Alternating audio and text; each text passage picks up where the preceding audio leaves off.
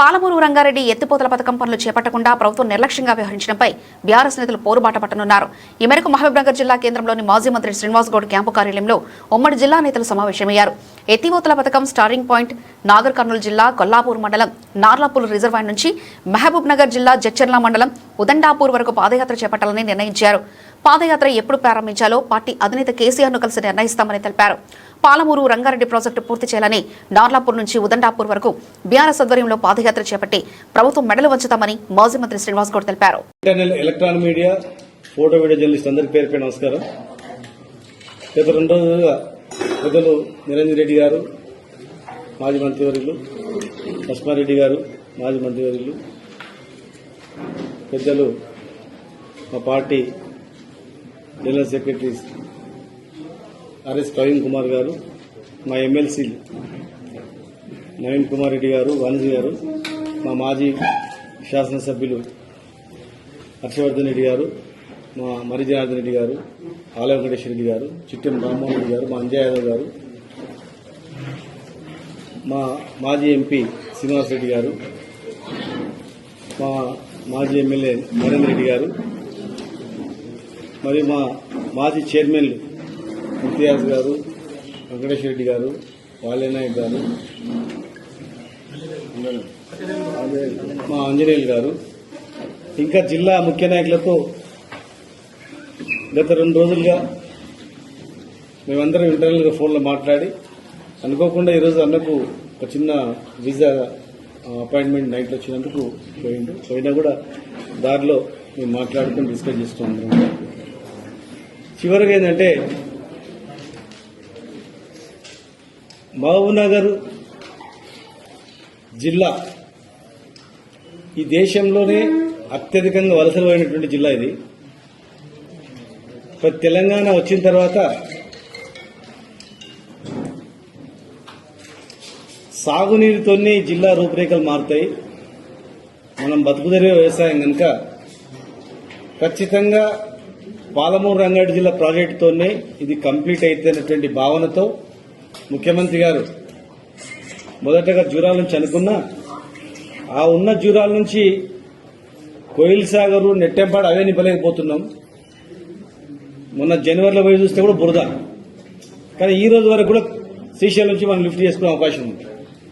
ఇది ముందే పసిగట్టి అందరితో మాట్లాడి మరి పాలమూరు రంగారెడ్డి జిల్లా ప్రాజెక్టును 90% కంప్లీట్ చేసుకుని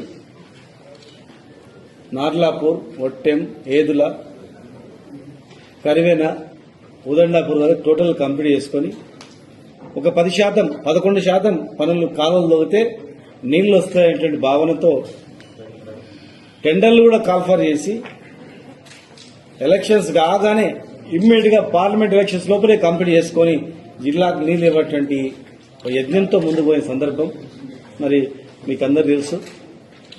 లేనిపోని హామీలు ఇచ్చి మరి హామీలు నమ్మి ఎన్నో హామీలు ఇచ్చింది. దానిలో మేము అన్న వీళ్ళందరూ మాట్లాడుతూ చెప్తారు. వీళ్ళు మరి 2.5 సంవత్సరాలు అవుతుంది. 2.5 సంవత్సరాలైనా కూడా ఎక్కడ వేసిన గొంగళి అక్కడనే ఉంది. ఒక 30 మంది చేయలేం లేదు. పాత బిల్లు ఇచ్చి ఇంత అయిందంతా చెప్తుండ్రు. మోటార్లు రెడీగా ఉన్నా జస్ట్ ఆన్ చేస్తే నిండిపోతాయి. ఆన్ చేస్తే 40-50 టీఎంసీ నీళ్లు రిజర్వాయర్లలో ఉంటాయి. గ్రౌండ్ వాటర్ ఎరుగుతుంది. చేపలు పెంచుకోవచ్చు. గొర్రెలకు, ఆవులకు మేత, అన్ని రకాల ప్రయోజనాలు ఉన్నా కూడా పెట్టిన మోటార్లకు కనీసం ఆన్ చేయ కూడా చేయలేదు. ఈ రోజు వరకు కూడా నీళ్లు సముద్రంలో కలుస్తున్నాయి. కానీ ఇక మిగిలింది 1 సంవత్సరం. ఆ తర్వాత ఎలక్షన్ ఇయర్ వస్తుంది. 2 బడ్జెట్లు.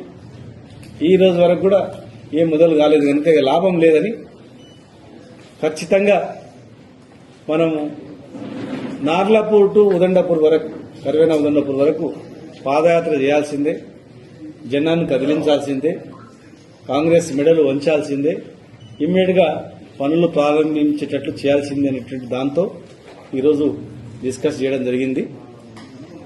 దాని డేటు అవన్నీ కూడా మళ్ళీ మేము కేసీఆర్ గారితో, మా అధినాయకులతో మాట్లాడి మేము ముఖ్యుల అందరం కలిసి వెళ్ళి మాట్లాడి ఆ కార్యాచరణ అనేది ఎట్లా అనేది విధి విధానాలు మళ్ళీ ఓ రోజు ప్రకటిస్తాం. దానిపైన ఎక్కడ స్టార్ట్ అవుతుంది, ఎక్కడ ఎండ్ అవుతుంది, స్టార్టింగ్ ఎవరు, మధ్యలో ఎవరు, లాస్ట్కి ఎవరు, ఏదనేది అందరం మేము 14 మంది నియోజకవర్గాల నుంచి ఒకే తాటిపైన ఒకే ఎజెండా, రైతుల ఎజెండాని, రైతు బతుకుని అందరు బతుకుతారు, ఒక రైతు ఎజెండా బిన్నే చేయాలని చెప్పని. మీన్వైల్ మధ్యలో కొనుగోలు కేంద్రాలు లేవు. కొనుగోలు కేంద్రాలు పెట్టమంటే లీడర్ల కొనుగోలు కేంద్రాలు పెట్టుకున్నాం. టోటల్ గ్రౌండ్ వాటర్ అడిపోతుంది, ఇసుకను మొత్తం దోవేస్తున్నాం టోటల్గా. అదే పనిలా మరి పంటలు ఎండిపోతున్నాయి, పండిన పంటకు గిట్టుబాటు ధర లేదు, కొనుగోలు కేంద్రాలు లేవు, రుణమాఫీ లేదు, సంచులు లేవు. 100 కిలోలకు 5 కిలోలు కొట్టేస్తున్నారు, 10 కిలోలు కొట్టేస్తున్నారు 100 కిలోలకు. నువ్వు 100 కిలోలకు 10 కిలోలు కొట్టేస్తే ఇక మన రైతు ఎట్లా బతుకుతాడు? 3 నెలలు కష్టపడి పండిస్తే మళ్ళీ 4 రోజులు మార్కెట్లో ఉండాల్సి వస్తుంది పడిగాపులు కాసుకుంటా. గొర్రెలు ఎక్కడ అవుతాయి, మేకలు ఎక్కడ అవుతాయి, బర్రెలు ఎక్కడ అవుతాయి, వీళ్ళు సంసారం ఎక్కడ అవుతుంది? ఒడ్ల కాడనే కావాలి కాస్తున్నాం. సంచులు లేవు, లారీలు లేవు, ట్రాన్స్పోర్టేషన్ లారీలు లేవు. అస్తవ్యస్తంగా ఉంది రాష్ట్రం మొత్తం. కుక్కలు చెప్పిన ఇస్తరాకలా చేసి పడేసారు రైతులను. దొరల్లాగా బతికిన వాళ్ళు బిచ్చగాల టైప్ అయిపోయింది. కాళ్ళ మీద రాజులాగా బతికిన రైతు ఇవాళ బిక్కును ముఖం వేసుకుని బతుకుతుంది ఇవాళ. కనుక దాని మీద అది కూడా ఒక కార్యాచరణ, కొనుగోలు కేంద్రాలపైన కూడా ఒక కార్యాచరణ జిల్లా హెడ్ క్వార్టర్స్లలో స్టార్ట్ చేయాలని చెప్పి, పాలమూరు రంగారెడ్డి జిల్లా ప్రాజెక్టు పైన కూడా చేయాలని చెప్పని పెద్ద ఎత్తున రైతాంగాన్ని కలిసి చేయాలని చెప్పి నాకు ఆలోచనతో మరి మేము డిస్కస్ చేసుకోవడం జరిగింది.